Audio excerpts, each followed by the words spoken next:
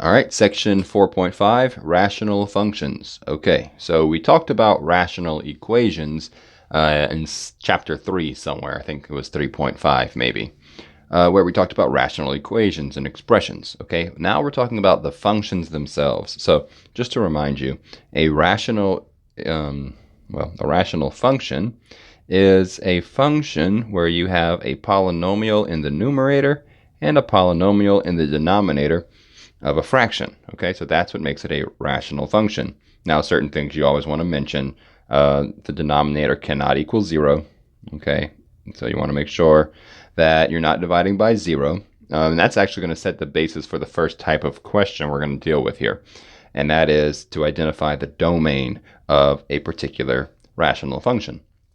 Okay, so let's do an example of that. Remember, domain, when we talk about domain, we are referring to the x values that you can plug into the function where you don't end up dividing by 0, right? You don't end up breaking one of the math rules, right? Which could be dividing by 0 or having the square root of a negative. Okay, so here we go. F of x equals x plus 4 squared. So in the numerator, we have a polynomial that has been factored, but it's still a polynomial. The denominator will have 4x minus 3.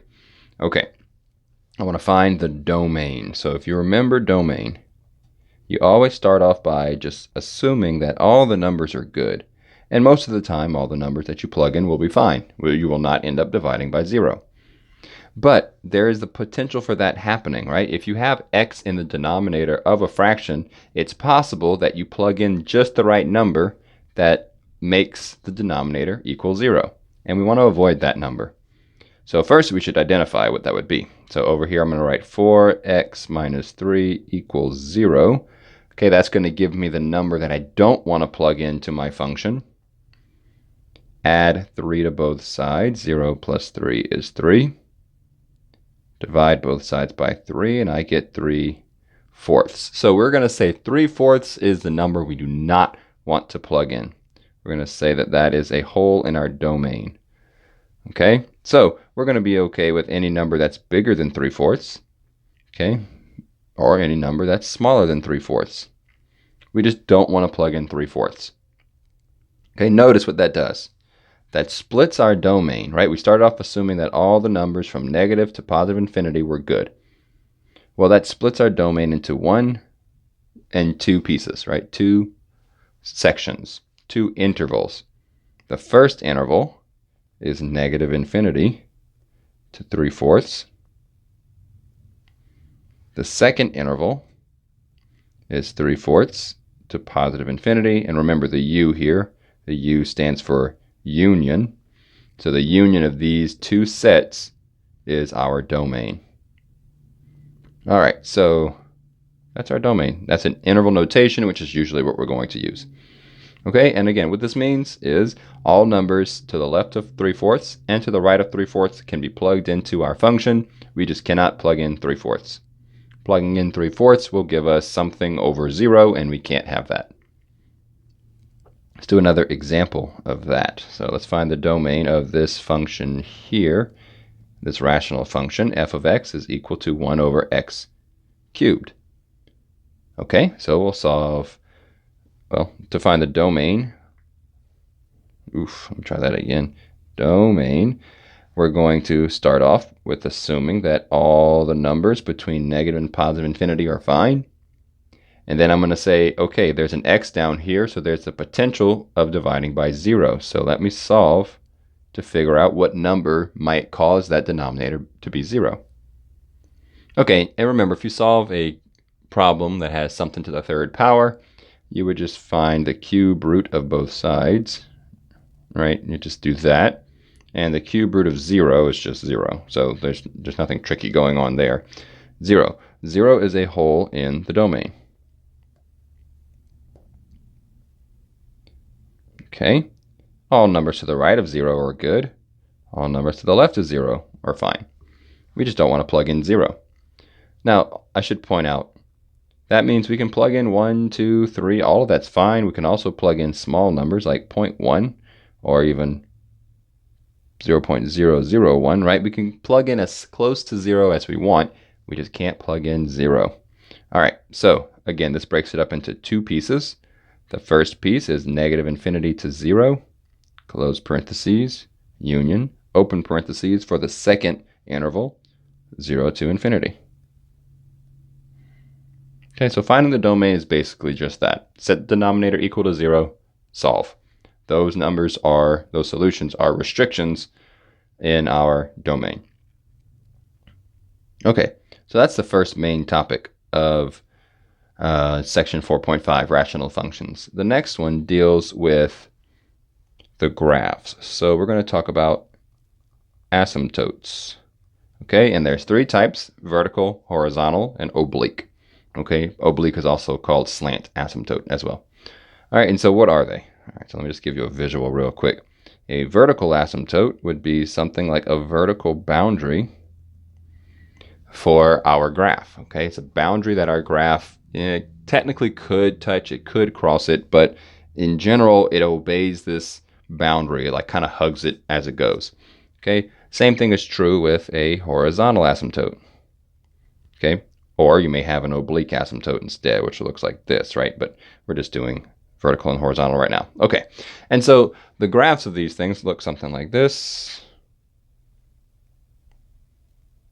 And notice how it kind of obeys these boundaries, right? Okay, so those are asymptotes, right? And so we're going to talk about how to find them, how to find the vertical ones, how to find the horizontal ones. By the way, just real quick, you could have more than one vertical asymptote. You can only have one horizontal asymptote, but you can have more than one vertical. So it's possible that you have something like this.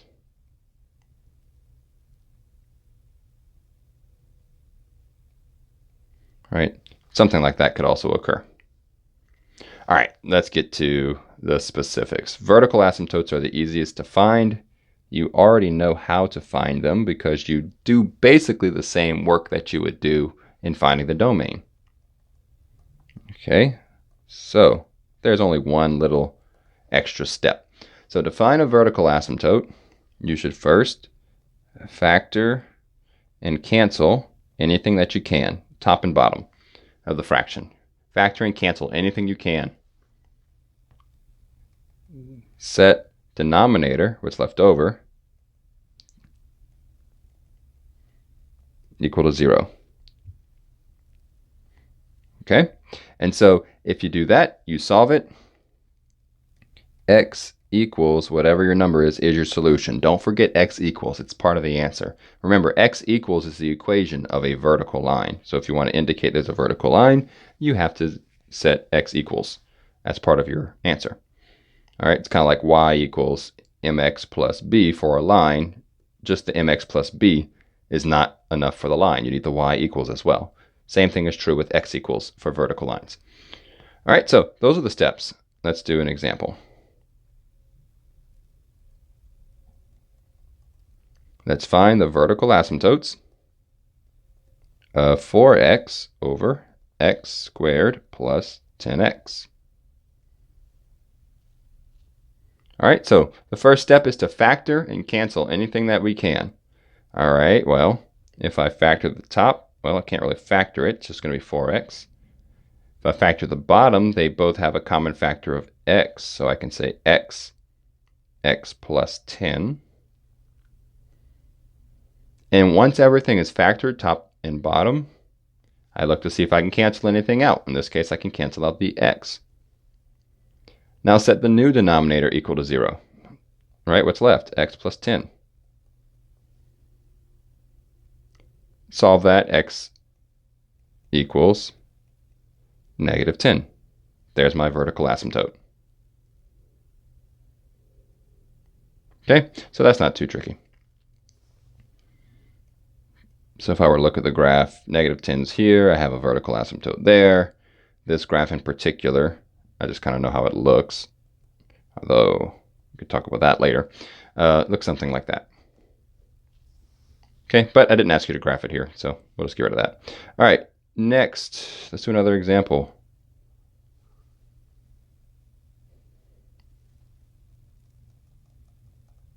Okay, f of x equals x squared minus 4 over x times x plus 5 times x minus 2. Okay, so here again is a rational function. Step 1 would be to factor the top and the bottom, if at all possible, and see if I can cancel anything. Okay, the bottom is already factored for us.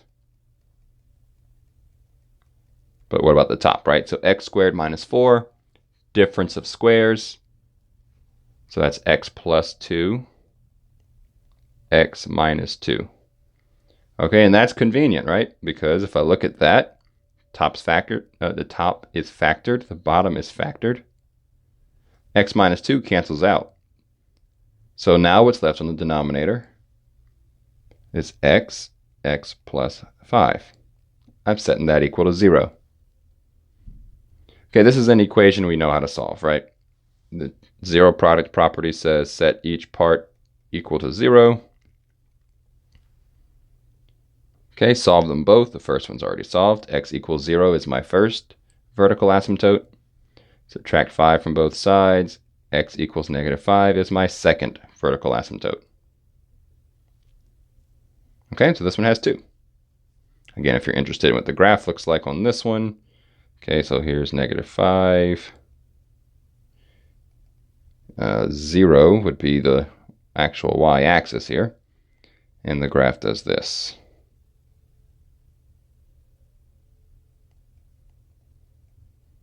Again, you can't tell that just by looking at the vertical asymptotes, but they do help. Right? They do help you if you were trying to graph it. You use the vertical asymptotes, the horizontal asymptotes, and then you usually plug in some points and see if you can get something else.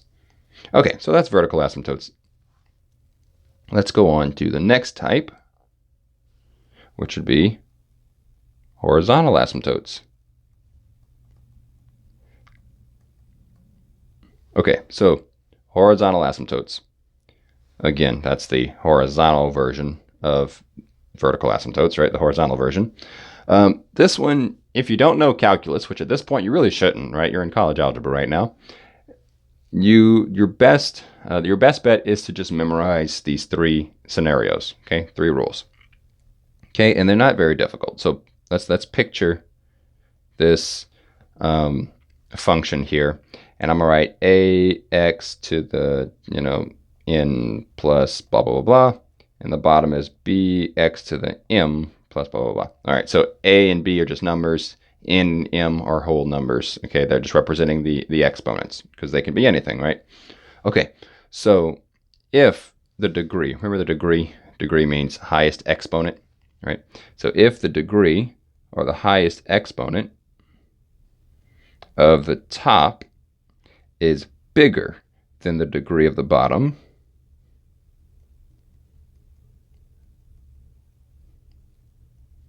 okay, so if n is bigger than m, then you would say that there is no horizontal asymptote.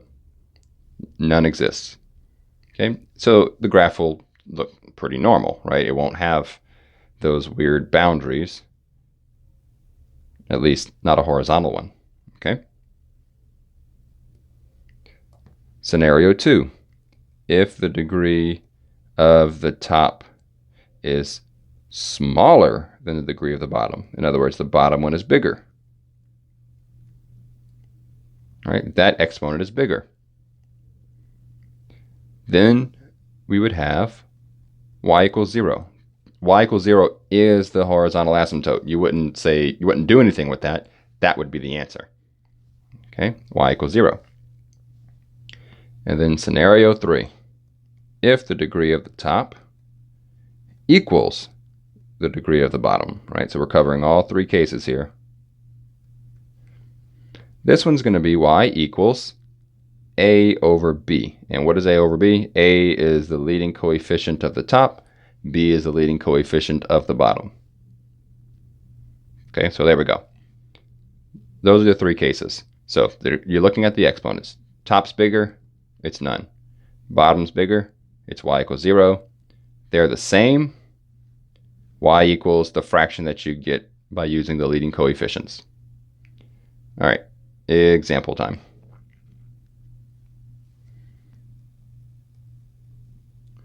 We are on example 5. All right, f of x equals x plus 6 over x cubed plus 2x squared. Okay. So to find the horizontal asymptote, I'm looking at the exponents, right? So the highest exponent of the top is this understood 1 right here. Okay. The highest exponent on the bottom is 3. Okay, so the degree of the top is smaller than the degree of the bottom. That's scenario 2, right? That's this one here. The degree of the top is smaller than the degree of the bottom. So my solution, my horizontal asymptote is y equals 0. That's it. That's all there is to that. Again, there is a calculus explanation for this, but that involves limits and infinities, and we're not going to do that in this course. But when you take calculus, you'll see why this works. Okay, and then let's try one more example here. It's really just reading those 3 cases and deciding which one applies.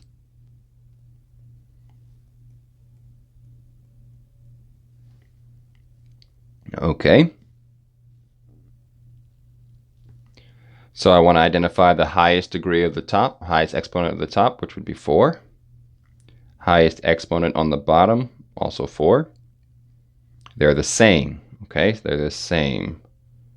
So if the degree of the top equals the degree of the bottom, y equals a over b, where a is the leading coefficient of the top and b is leading coefficient of the bottom. So y equals 8 over -2, right? -2. Now don't let the order confuse you, right? Remember that I looked at the 4, so we're looking at this term right here. -2 is the leading coefficient of that term. Of course, simplify that before you input your answer here. This is going to be y equals -4. All right. There's one more type of asymptote that we haven't discussed yet, and those are oblique, also known as slant asymptotes. Okay, in this one, we have to rely on what we learned in section 4.3. Well, let's just do an example.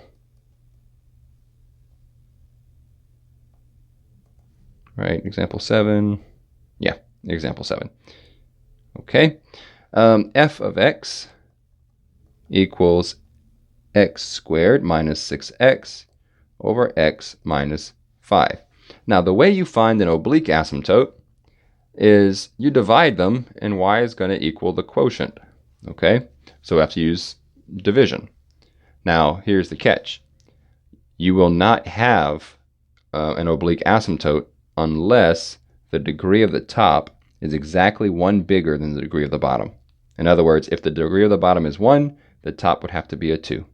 If the degree of the bottom were 2, the top would have to be a 3. Okay, they have to be different. The top one has to be bigger, and it has to be 1 bigger, exactly by 1. Okay, and that's the case here. And the reason for that is because when you divide them, you want to have the equation of a line. If this were, let's say, a 3, and this were a 1, and you divided them, you would end up in your quotient as x squared, blah, blah, blah, blah. Well, x squared is not a line, okay? We want a slanted line. So that'd be the reason behind that. Also, it's worth pointing out, if the degree of the top is bigger than the degree of the bottom, you do not have a horizontal asymptote. But it has to be this case for an oblique asymptote. So it turns out that if you have an oblique asymptote, you will not have a horizontal asymptote. Okay, same is true if you have a horizontal asymptote, you will not have an oblique asymptote. Okay, let's actually work this out. So we'll use synthetic division, right? We're dividing x squared minus 6x by x minus 5, right? We're just actually carrying out that division. Isn't that what a fraction is anyway? Okay, so let's work it out like we did in section 4.3, I believe. X squared, usually just followed by x and a constant. Now I'll note that this one does not have a constant after, So we'll put 0 in its place. We have 1 for x squared, 1x squared, negative 6 for the x, and then a constant 0 because we're missing a constant term. Okay, and remember you always take the opposite of that. So minus 5, we'll put plus 5, or positive 5. That'll be the number we multiply by. Okay, always bring down that first number. That's a 1. 5 times 1 is 5. Put that answer up here, positive 5. Negative 6 plus 5 is negative 1. 5 times negative 1 is negative 5. So up here, we'll go that negative 5. 0 minus 5 is negative 5. Okay, when you divide, whatever the highest exponent is gets knocked down. So I'm left with x and a constant, which corresponds with this 1 and negative 1. Remember, negative 5 is the remainder, but I don't care about the remainder. I only care about the quotient, right? So this is 1x minus 1 is my constant. So my oblique asymptote is y equals x minus 1. 1x minus 1, or x minus 1. Okay, and just to give you a visual, okay, so this one, if I plug in 5, I get I get 0 in the denominator. So 5 is our vertical asymptote. Okay, just so you remember that, just to give you a visual, of course. And then x minus 1, y-intercept's at negative 1, so it's going to look something like this. Okay, and so what does the graph look like? Graph looks something like this.